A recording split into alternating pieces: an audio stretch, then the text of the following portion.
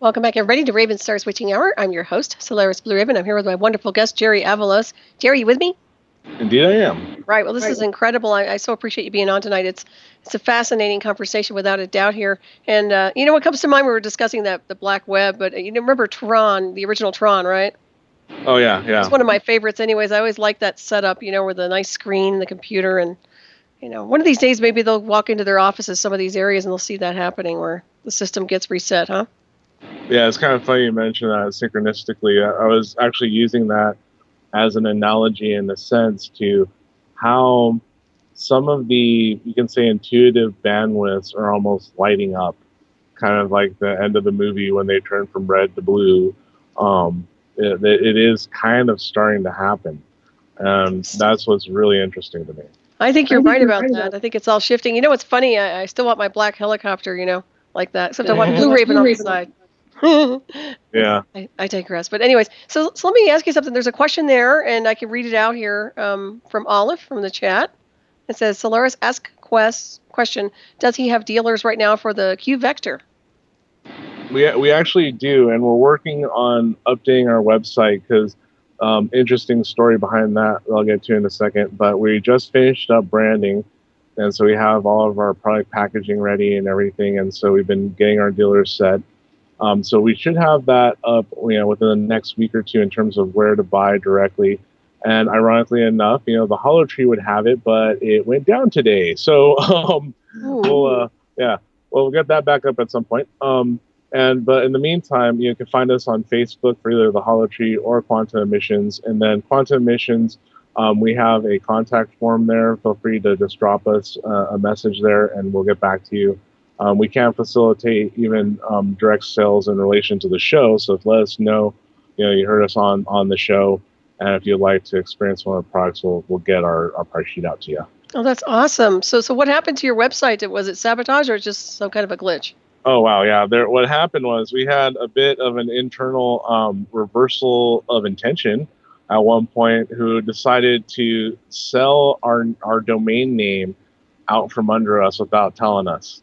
Oh, wow. Yeah. And so we had put a lot of our marketing prowess into that, online in different ways, including, Facebook and social media.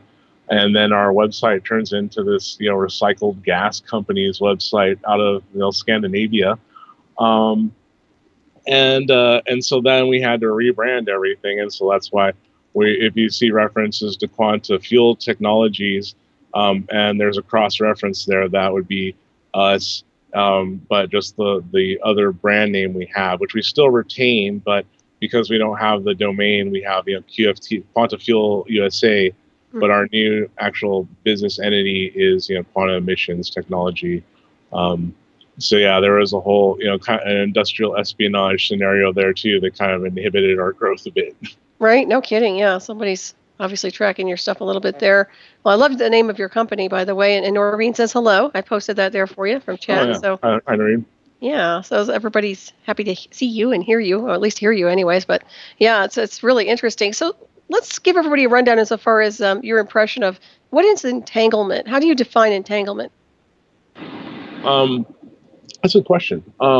Because entanglement is also, it was a type of term that was postulated by Einstein and his group about how different atoms can synchronize in their vibratory direction or spin and such, and it would be affected at a distance. So that's where the action at a distance concept comes in.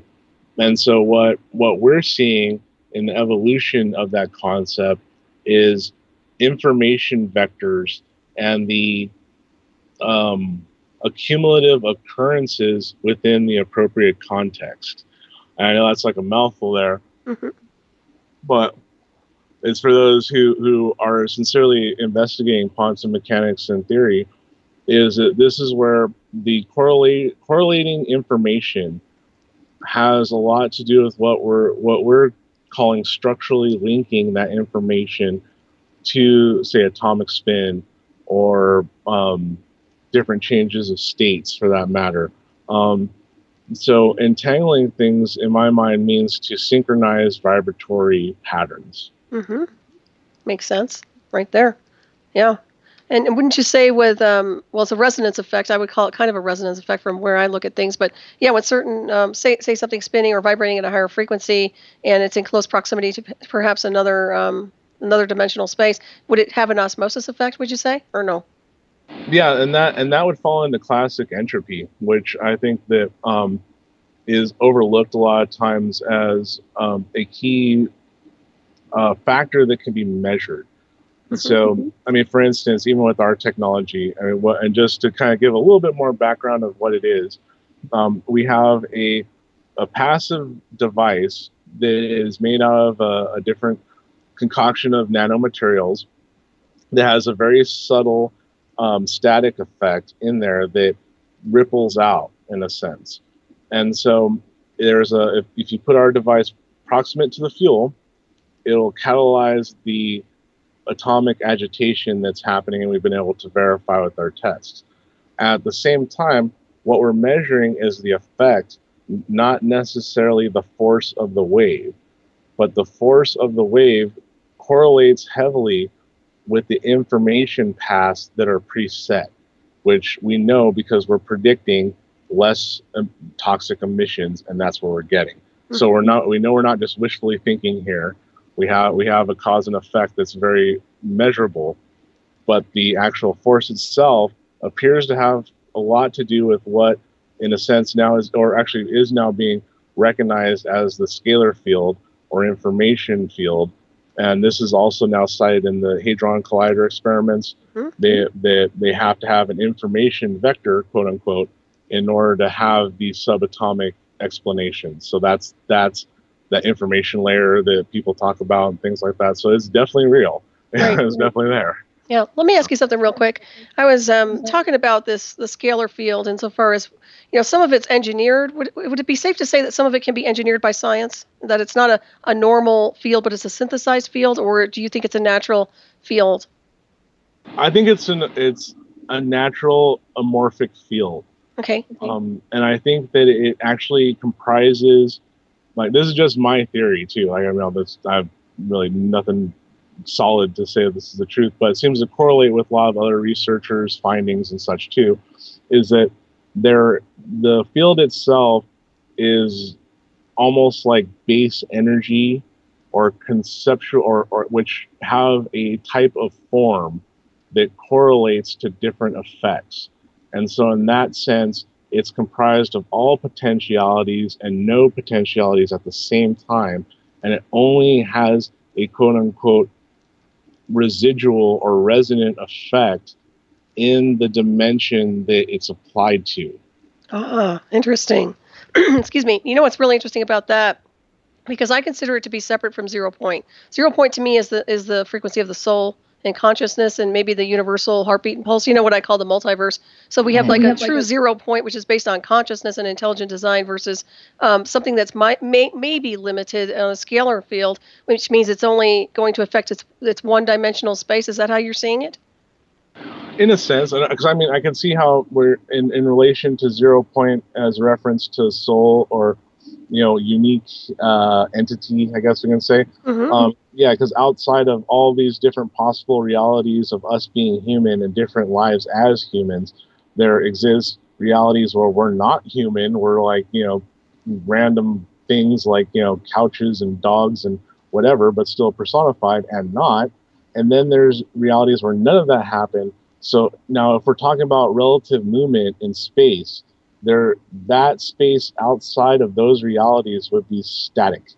And so there would be a zero effect that would transcend even the quote unquote scalar field that we're talking about. Absolutely. And so in that sense, this is where it blends in to where I guess, some atheists might say, the highest string vibration, or others might say the 10th, 11th dimension of conscious awareness or God. You know what I mean? Either way, we're talking about one conglomerate form that we're inhabiting here in all possible realities that are ever possible.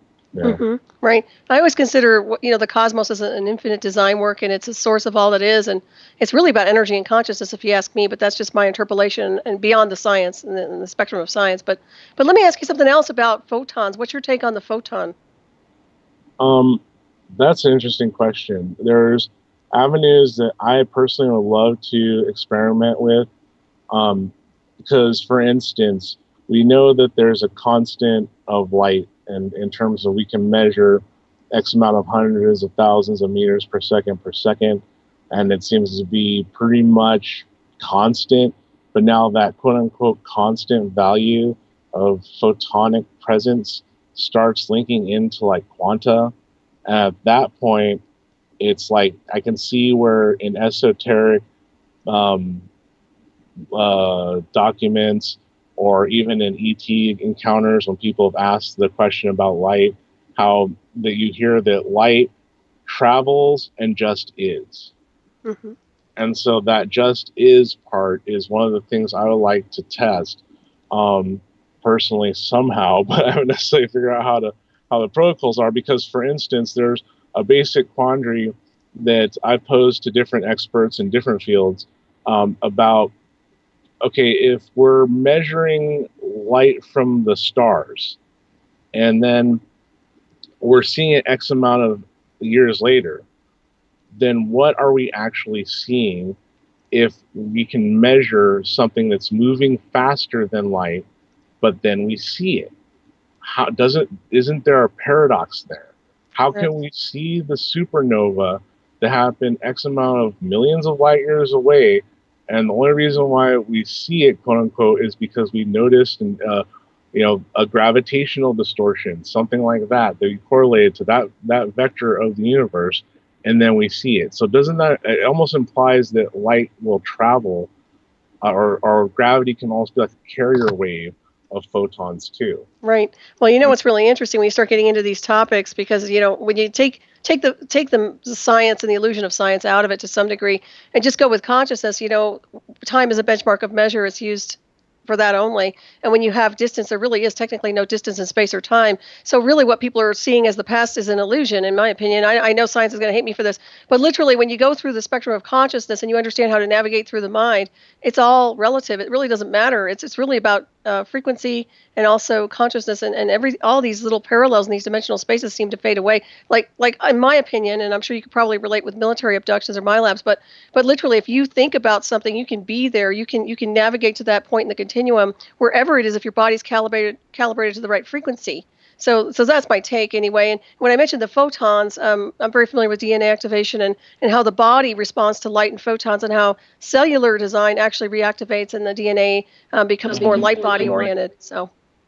Yeah, and this, I mean, even just on the practical level, this is why lasers are becoming very common in therapeutic use because they're so effective. Mm-hmm.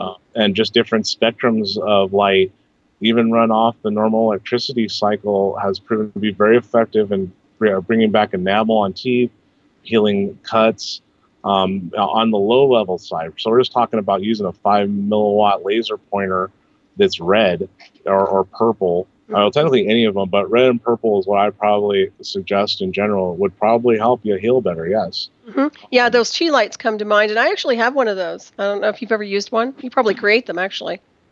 I'm not familiar with that brand. Yeah, it's pretty interesting. I used it on my dog. He had like it was a benign tumor, but get this, I used it on him, and within like a week, it was gone. Yeah, that makes sense to me. I mean, it seems like there is an inherent information structure that if that body recognizes that it should persist, it will want to harmonize to that. Right. It's like if it wants to live, it's going to try to live. Absolutely. And let's get into the aging aspects. I know we kind of touched on this off air a little bit, but prolonging longevity, and also how does science, or how does your technology apply to maybe just resurrecting the body to some degree and healing? Yeah, great question. And I'm glad you asked that, because this is, obviously a personal interest. I think anyone who enjoys at least some aspect of their living on this planet, wants to experience that as much as they can. Mm-hmm. And so we found there's been some very, very profound ways to use frequency treatment. And this is where, I mean, personally, I didn't go into experimentation with radionics devices expecting as much results as I've seen. And now that's not to say that all radionics devices are made equally, but at the same time, specific, modulations of waves or frequencies, when focused properly, can absolutely have a positive effect. And so one of the things that we've done is get a lot of those common codes or modulations that are used and been demonstrated to be effective, and have put them into a certain sequence, as well as some of the things that we see that can bridge the conductivity between, say, the organs and the meridian, formations and things like that. And we call it our biofield boost system, which can basically go into anything. I mean, jewelry is very common, but it can really be applied to anything. And we've done this in, say, a jewelry fashion, and people have reported to us some really, really amazing regeneration. I mean, we've had and I mean, all types of different conditions, and in our other studies that we're doing with certain individuals who, say, had a death prognosis from their doctor with cancer and had no other option, but knew of us and asked us, well, is there any, can you do anything with the radionics application? And we're like, sure, let's give it a try. And we haven't lost anyone that didn't. There's only one person that isn't still living, and it was only because they were in an emergency scenario where it was literally they were taking a dive in X amount of hours.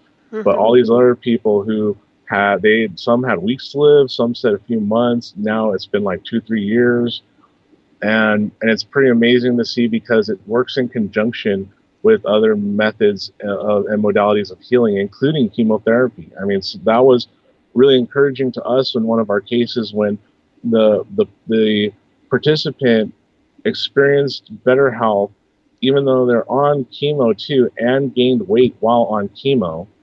And the doctors recognized that and said, wow, that's great. You're actually gaining weight when most people are losing it, and the tumor shrinking, all this other stuff.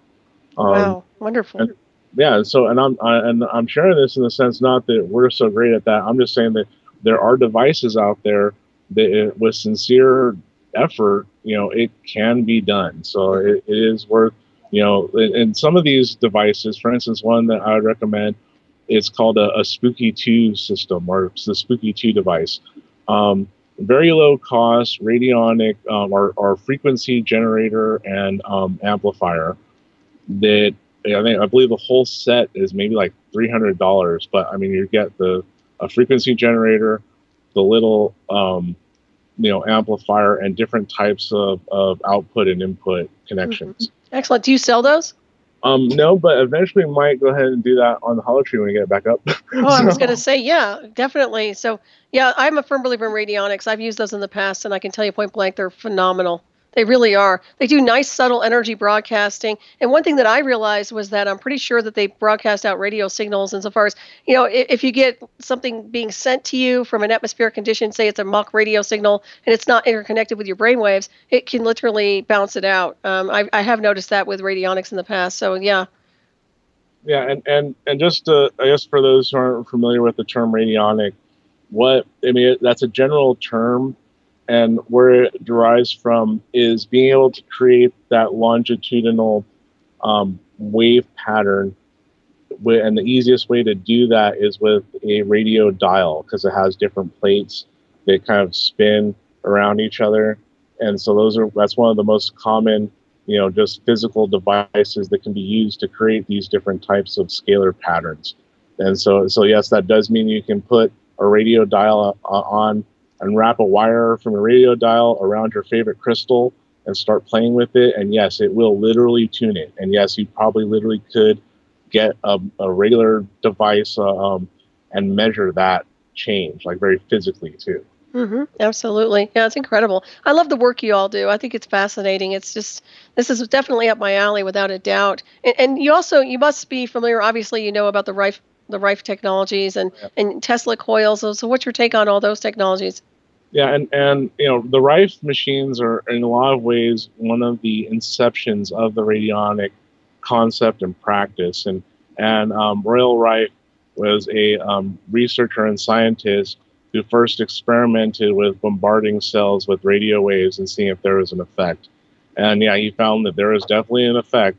And depending on which algorithms he was using, it could be very destructive or constructive or kinetic, different things like that. So, and this gets into a lot of those basically public domain modulations now.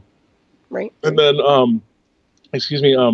then with Tesla, now this is where, once again, I mean, I respect Tesla quite a bit in his aptitude and his inventions, but I don't necessarily agree with he was better than Edison, because there's a lot of, as a scientist, there's only so many reasons why one would want to acquire as much power as he did and demonstrated, almost narcissistically, like sitting in the chair and things like that. And see, now I've been humbled, and I already thought I was humbled in terms of differentials and energy potentials in this. And I would not want to create a spark gap like he does, because the way and knowing what he did about the latent, I guess you can say, drag coefficient that one can play with on a planetary basis, that's dangerous. And I can see why.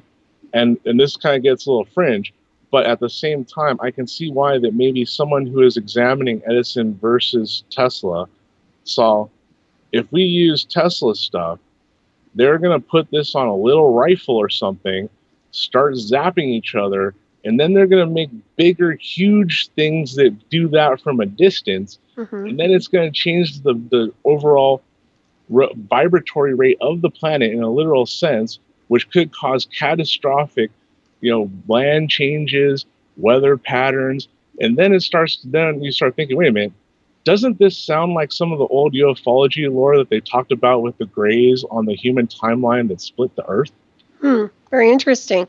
Well, they're already, the death ray, they already have weaponized everything in the covert intel. So a lot of Tesla's database was hijacked, and we know that. So, so we already have the particle beam weapons and all of that stuff. So, and let me ask you this. I've heard that the Schumann resonance has been hijacked and that they've altered the frequency. Have you heard anything about that?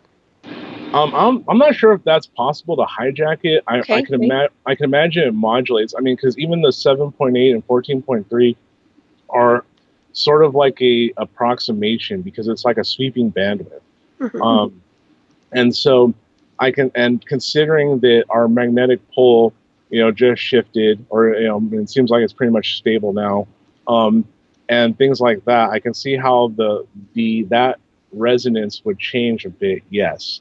But the factors involved, I can't say that any one person or entity would have that ability or power, honestly. Okay, so let me ask you another question here. It kind of dovetails into that. But so if somebody's frequency gets hijacked, technically speaking, then the initial frequency should restore itself. It would override maybe the interruption program or anything that's trying to hijack it. Well, I mean, if we put this in like a radio context, if you have a bunch of people trying to use the same radio channel, it either just peaks out and you just get a bunch of jumbled noise, or the thing with the most amplitude is going to probably be heard or recognized the most. And that the thing with the most amplitude will only be able to get the most amplitude if it's not being deconstructed by other interference patterns, and it's also being aided by other patterns as well.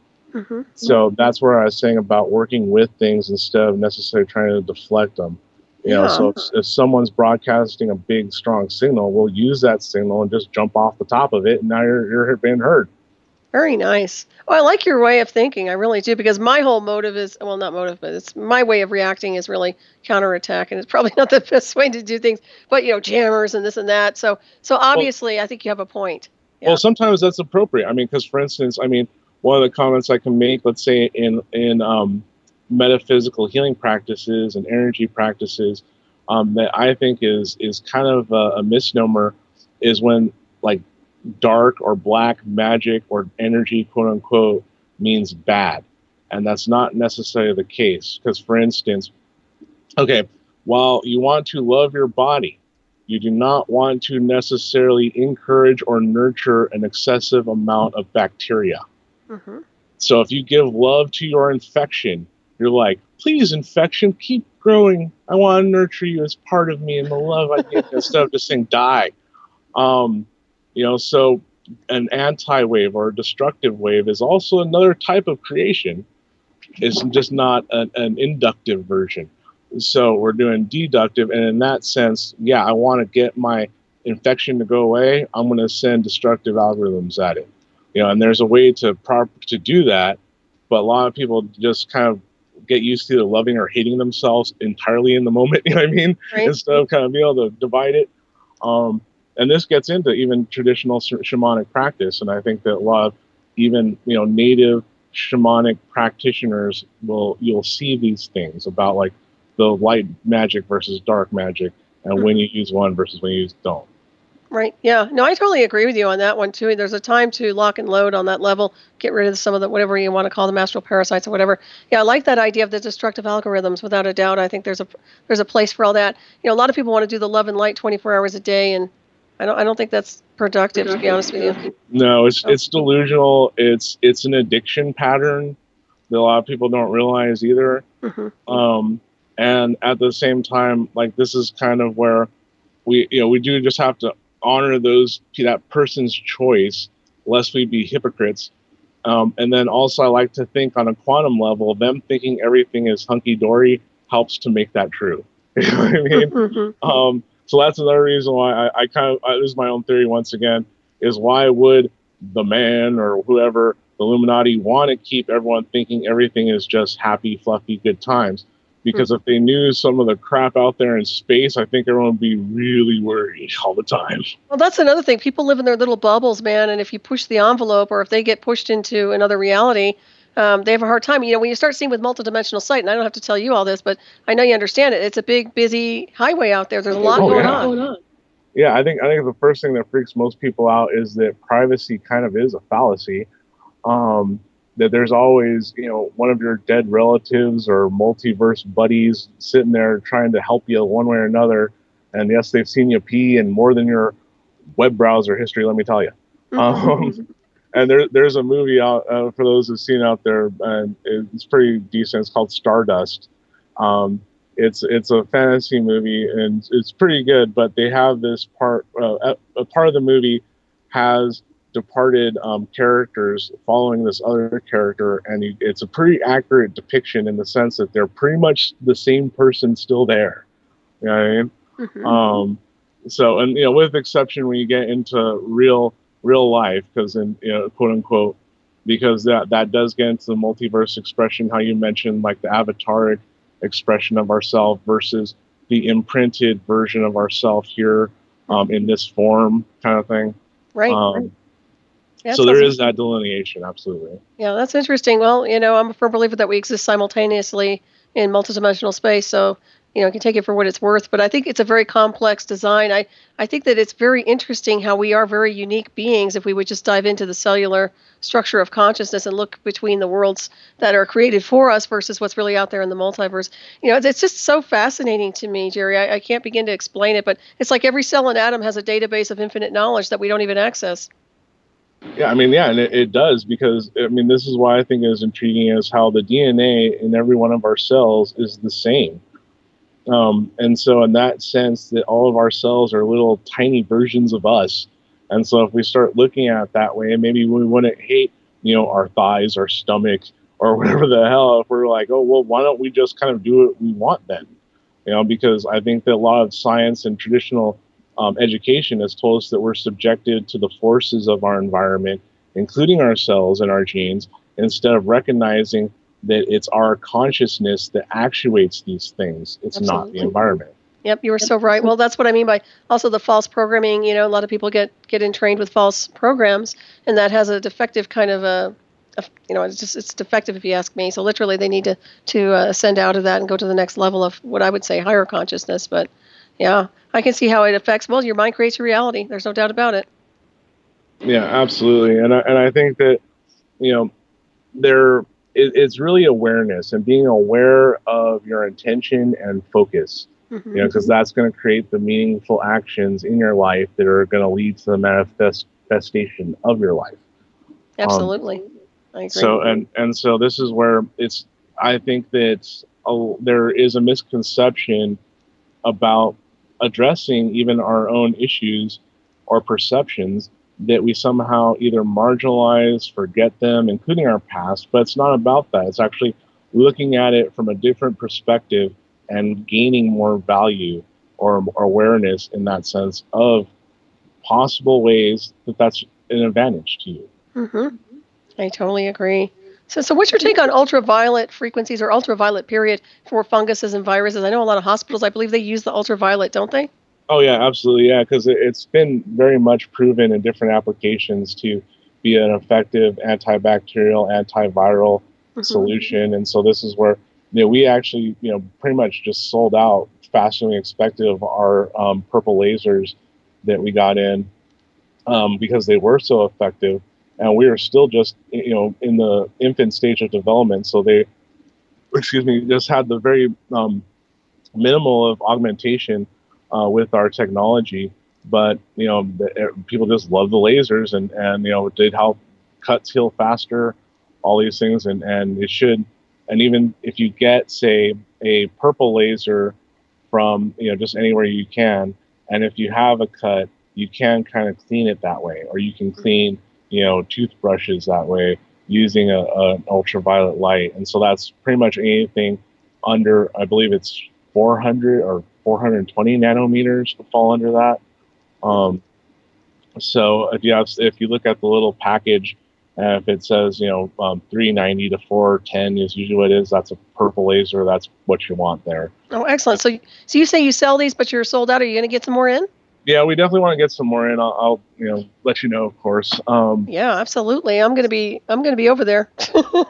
Yeah, because in the future, I would love to create a device that it does have a little more integrated laser modulation. I mean, it's not necessarily the newest idea. There's a lot of medical devices that are even FDA recognized that are using phase pulse laser light for different types of healing and regeneration. Yeah, I'm a firm believer in all that. It just all resonates with the electromagnetic field and four-body system, if you ask me. So do you also do anything with water? Are you working with water purifiers at all? We definitely like working with water, and for just regular consumption, as well as working with plants and pets, and things like that. And then there's a lot of other applications with water, I think, that are just worth exploration. I mean, including even like as a memory device. And if I'm not mistaken, I think I've seen something in the news recently about that. Oh yeah, that's right. It was a study that was done using an emerald crystal, actually, and one water atom, because apparently there's the lattice leaves just enough room for one water atom to be in there, and they conducted entanglement experiments to see about information transfer, basically. Oh, I can see that. I can totally see that. Well, what comes to mind are gem elixirs, and I used to be really big on those back in the day in the 80s and 90s. So, and those, I don't know if you've ever tried those or not, but they're very powerful. Yeah, I've had quite an assortment of metaphysical concoctions in my time, I guess you could say. It's great, isn't it? Yeah, it's very interesting, and honestly, I didn't necessarily think about that application at first until someone introduced it to me. But then it made sense when you think about it on a chemical level of what happens when you add water to some of these crystals and what they're comprised of. It would grab, say, this kind of salt compound or this type of whatever is in there. So it definitely has, once again, tangible merit, because a lot of that all correlates to what ends up being common medicine. They just turn into a pill or syrup or something. Right, exactly. So you are a shaman. I mean, you really are a shaman, right? Yeah, I mean, I guess yes. In all rights of the purposes, yes, because I have had personal research into traditional shamanic techniques as well as instruction on them, and have practiced them, as well as other energy healing and energy psychology modalities. So I've researched quite a bit of different aspects of these things, and applied them to myself and shared what I could with those who wanted to do that as well. That's really nice. Have you ever done any sacred ceremony or soul retrieval work for people? Yeah, and that's actually commonly what I do. Even like now, in a sense, I don't necessarily do readings in terms of like book a reading with me thing, but in certain instances when I have done readings to help out, associates or friends or whatever, a lot of it is that, because a lot of, like how we're seeing, a lot of people are base their identity on their traumas. And those traumas happen at certain points in our life that usually are in the past. And so in traditional shamanic soul retrieval work, you're finding that portion of the past, nurturing it, allowing it to express itself, and then integrate with the person that they know they want to be. Mm-hmm. Makes perfect sense to me. Yeah, you have so many gifts. It's really a pleasure to talk to you tonight. I know you're just very brilliant being, scientifically speaking, but also spiritually, and that's very nice. Very good combination, really. Yeah, thanks. I mean, I guess I really tried to apply, that golden rule. Mm-hmm.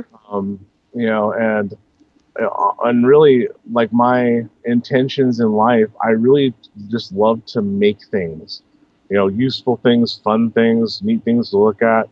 And I've just remembered that as my core, despite, some of the very, very ugly things I have seen in my life. And that's helped me, make some harmony out of that hugely dynamic experience that I've seen here. And then it's because I've noticed that even now, I mean, I still have to process some of my PTSD. And at the same time, I realized that how destructive, like, things could have went if I didn't recognize some of these things to get the perspective I do now, because I'd be transferring all of these, say, abandonment issues on the government or on the Illuminati or on Big Pharma. And so in a sense, I went through that phase myself, pointing the blame, who's the one experiment, who did these experiments, who's this and that. But then ultimately it's like, why am I looking at, like, I don't have, but recognize that all these skills that I acquired there, and it's not happening anymore now. Mm-hmm. Like, not that way, not what was going on. And honestly, then at that point, I realized, wait a minute, it wasn't the whole experience that sucked. It was these small amount of people who sucked. And those are the same people that everyone else agrees suck. Mm-hmm. So, exactly. Yeah. yeah. That's a good point you make there too. Well, the way I see it is everything is showing itself and revealing itself, even if it's not so positive, for an awakening purpose. If we're onto what's going on, then we can address it and change it. Yeah, absolutely. And I think that even, sometimes it requires, demonstrations in the streets, but most of the time it only requires one to follow their inspiration. So what sounds fun and intriguing to work on, and it doesn't mean you have to just give up your life and do that. It just means start doing that. Right. Exactly, a course of direction. But I think the first part of people taking a step forward is really to heal themselves, detoxify themselves, and start aligning themselves with what I call multidimensional perspective, so they can learn to navigate there. I texted you a little question there, and let me know if you're okay with that, because I've got Bill calling in. Are you good with that? Okay, hang on for a second. Let me get him in here. Yeah, sure. Hey there, is that you, Bill? Hey guys, how's it going? Good, how are you? Hey, Bill. Good to hear from you. Good. Yes, you too. I had to call in. I came in late. I've been working outside trying to prepare for major storms coming in the Carolinas. So I missed like 45 minutes of the show. Come in, take a rest. And I hear, I'm listening. I'm wondering who it is. I'm waiting for, Solaris to maybe say it. But I hear your laugh, and you sound a little different. But I know your laugh. And then I finally hear what you have to say. And so I had to call in. I've been listening a little. I had to say hi. Congratulations. And I wanted to let everybody know, I'm a personal witness to this. And, a lot of people listen to me here. They know who I am. And I'm a witness to your products. I've been around you in the beginning, testing everything. And we have a lot of friends. We've seen a lot of crazy, surprise people go nuts about that. So I just wanted to congratulate you. I can't wait till you get the new store up. Wait, is it up now? No. We had some issues with that, but it will be up soon. All right, cool. But I'll let you guys get on with it. But Jerry, you're awesome. We got to talk soon, and tell Vanessa I said hi. Yeah, absolutely. Yeah, great hearing from you again too, Bill. Yeah. Hey, great products, and I've used others. And Jerry is a very ethical, honest person. I've met a lot of vendors, so I'm telling you, anybody curious, you get it from him. He's the only one you can really trust. So, all right, have a good night, guys. Too. Thanks, Bill. Thanks for calling in. Yeah. Well, thank you, Bill. No problem. Yep, I agree. I totally agree with that, Jerry. You have a lot of integrity, and it's like I said, certainly if people want to access all your stuff, go to the websites for sure. And if they want to get in touch with you, what's the best way to do that? Probably through Facebook. That's my main sort of public pipeline at this point. Excellent. Yeah. No, I love your products too, and your beautiful crystals. I still have that beautiful crystal crown that you all made for me. That Vanessa made. It was so beautiful. So, Awesome. Yeah, I love it. It's on my altar, Vanessa. Very cool. And all those Really, rocks you guys sent me for protection. You guys are so sweet. So. Well, you're welcome. And we are itching to get back to making some fun new wearables. I mean, it's for myself in particular. I mean, there's some things that I really, really, really have been wanting to do on a creative side that with some of like the Organite concoction that I think that would be really just fun to look at and do, really. Oh yeah, I can't wait to see your catalog. You guys are just incredible. So yeah, I encourage everybody to take a good look at all of your merchandise and everything that you guys offer, and really start following your work and also supporting it. There's no doubt about that. Yeah, thanks. Yeah, and on our right now, since our website is down, the Hollow Trees Facebook does have a fair amount of pictures, gallery wise, of some of the different personal pendants we've made with different crystals and combinations and such. Excellent. Yeah, and also you mentioned, we talked about this off air a little bit, but we talked a little bit about the pest control, and you're going to be working on pest control or with frequencies, or? Yeah, absolutely, because that's probably going to be one of the first primary functions that works into our agricultural efforts and products, because it seems like rather than having to configure to each individual plant and soil condition, one of the things that we can immediately help with is just mitigating pest instances. And then obviously if we're doing that with plants, it should apply to households or personal items, things like that. So that's the fun thing. So a lot of these different types of applications cross over to different potential products or services. Right. I think that's a wonderful thing to do, because a lot of people don't like to use any chemicals. So if we can come with find an alternative for pest control, that's great. Yeah, and it's been interesting because, for instance, with some of the pieces of composite material that we've made, and I guess you can call it Organite to some degree as well. And then also with some of the equipment, let's say when ants come into the house like they kind of always do in everyone's place, it's been interesting. Sometimes you see ants they almost lose their sense of direction around certain devices, and so they start turning around and around, or they kind of loop back, and then they eventually find their way. So they get disoriented. Oh, it's like approaching Area 51. No, yeah, kind of, yeah. Because and actually, I mean, that's something that's a whole other subject that I think maybe it might even be good, just because I know some of the listeners out here are obviously UFO chasers and such. And now, just a heads up, you don't necessarily have to worry about them shooting you right away. Like how Solaris is saying, they'll bombard you with some kind of energy thing first. They'll make you want to just turn around or go to the bathroom or get sick. And then if it's really, really that high priority, like say, for instance, like places say in like Dulce or other places like that, that's where nanomaterials do come in, where it's kind of like a smart dust, where the more in proximity you get to something, the worse it'll get. That makes sense. What is your take on the black goo? I've heard different takes on that. I don't have necessarily enough research to make an informed comment, but it doesn't necessarily surprise me that there's like a sentient amorphous material. How shall I say? Right. Yeah, I'm curious about it too. I haven't done a whole lot of research, only what I've heard from other people. But I was just curious insofar as what your take was on that.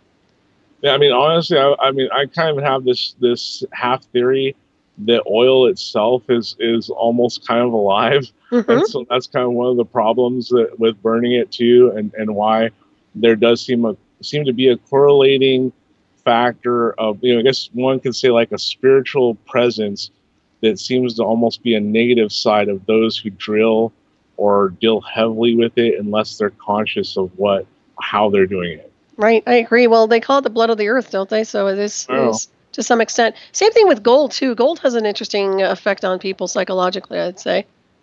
Well, I mean, and I absolutely, and I think that crystals are a good example of how you have a specific pathway that photons and electrons want to travel through, and it will also, and that is very dependent on the factors around it and inside of it. So in that sense, if we kind of just change the context a little bit, we can be talking about any living body.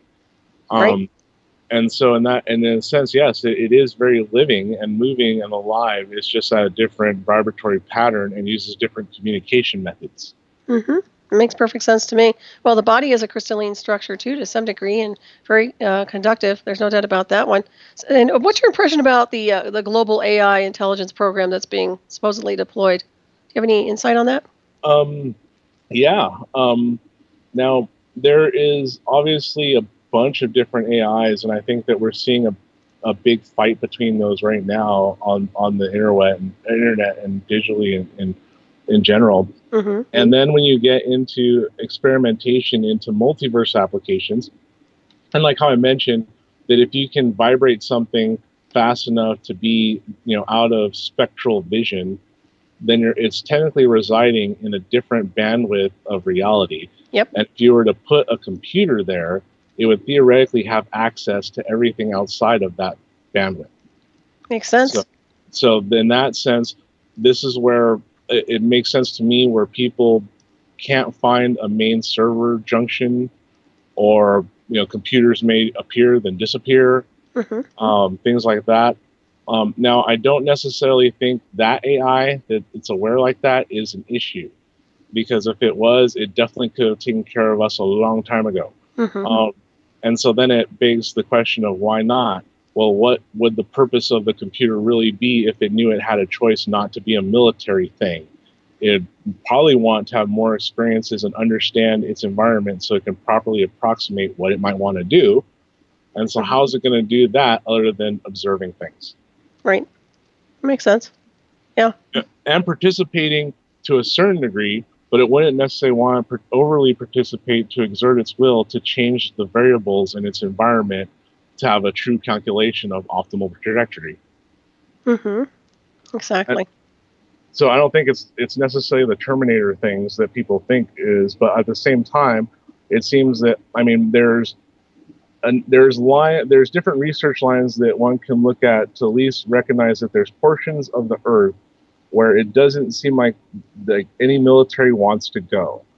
And it seems like that does have to do with some of these types of bases, and it could be ET, it might not, it could be AI, and there might be robot bases, but at the same time, I don't necessarily think humanity is in trouble because of it.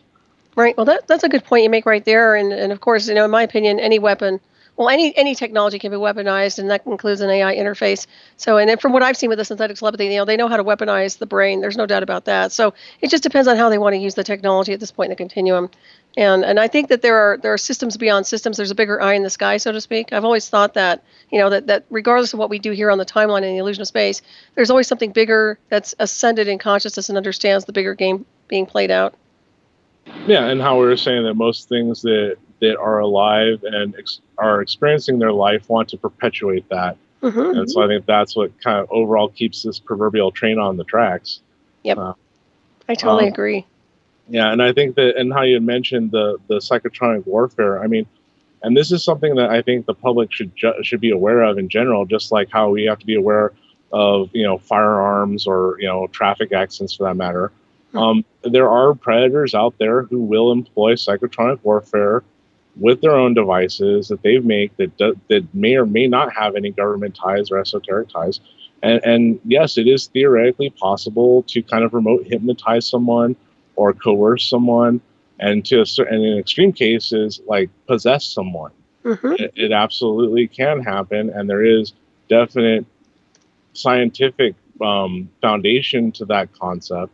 And then when you if you factor that in to knowing that other people have continued that research, developed it, and deployed it, then you start seeing a little bit more of what's kind of going on in a lot of ways in that behind the scenes military side, or shall we say private military side, things like that. And one of the two movies I'd point to that in a sense are recruitment tools, but they're true enough, is Source Code from 2011, and then the other one is a relatively obscure movie called Speed of Thought.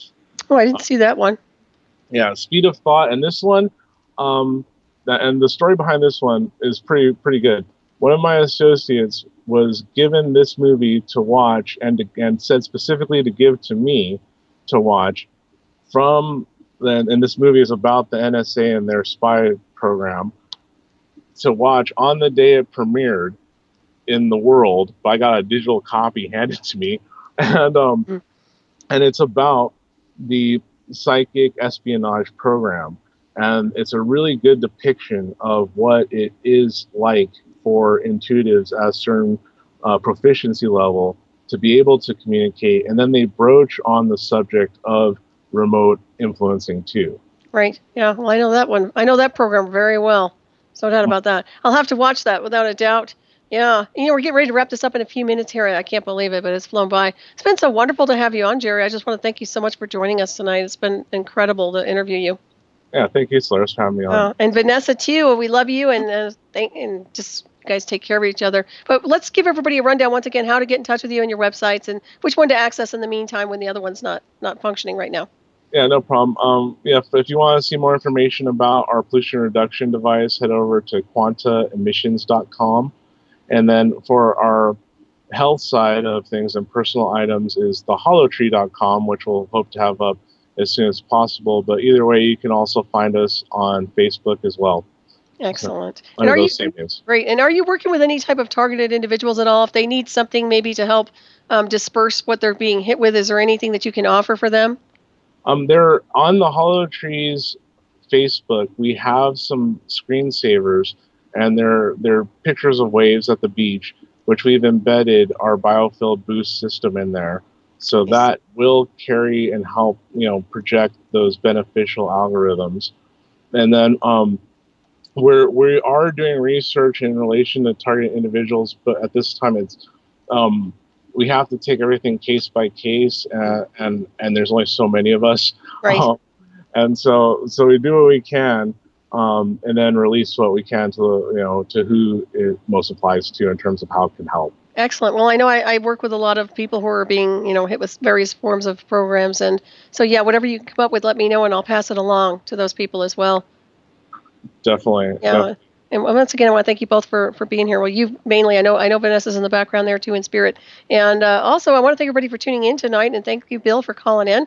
That's nice to hear your voice. And please stay tuned for Shiny Side Out with David Dunger and Becky coming up next to sell you on to the night from Down Under, as they always do with their great show over here at Shiny Side Out. So make sure you tune in for that one. And we have maybe 2 minutes plus or minus. Any final words you have, Jerry? Anything you want to leave the listeners with? I guess just, don't put limitations on yourself, and remember to express yourself. Question your intentions, because they're going to lead to further understanding of who you are and what you truly want beyond illusions. Mm-hmm. Very well said indeed. Yeah, that's a good point you make right there. Be your own boss too. Be an entrepreneur like you. You really are just doing phenomenal work. I love that. It's great. Sounds like things are really moving along for you guys. Thanks. You guys are making me blush tonight. Oh, that's all right. But I'm not trying to be woo-woo, but I'm telling you point blank, you're awesome, and it's really nice to have you on here. I appreciate it. I really do. Thank you. Definitely. I know we're going to run out of time here, but I didn't get to ask you about CERN. What's your impression of the CERN? I think CERN has its merit, and it doesn't surprise me that weirdness happens around there. Considering it's a magnetic track and it's toroidal, I can see how they might even want to point some kind of gravitometer towards that thing when it's on. You know what I mean? Right. Yeah. Do you think it's creating anomalies globally? I think it synchronizes it. I don't necessarily think in and of itself is the cause, though. Mm-hmm. Right. Yeah. Yeah, it's good because I know a lot of people are a little superstitious of it. I find it very interesting. I'm curious to see what they come up with insofar as what kind of breakthroughs they're going to have. Well, I know that like how there is a documentary that's really good about it. I'm forgetting the name of it right now, but I know it's on Netflix. But they do talk about the subatomic number that the two different camps predicted and how it fell in the center. So either way, they were happy because it meant there was something there, literally. And it all falls into, like, it does work into everyone's model in a subtle way, which it should. Mm-hmm. So there is a lot of good stuff coming out of there. Right. So you're talking about the God particle or something else? It's more of like it was the weight or the relative weight of one of the fractions of the subatomic particles. Like one camp put it at 144, other one put it at 128, it came out like 135 or something like that. Interesting. And so, and now the dispersion patterns, the different types of subatomic particles, all of it keeps pointing to the fact that light just keeps happening, and it keeps going smaller and smaller and smaller and smaller and smaller. That's fascinating. I'd love to be over there.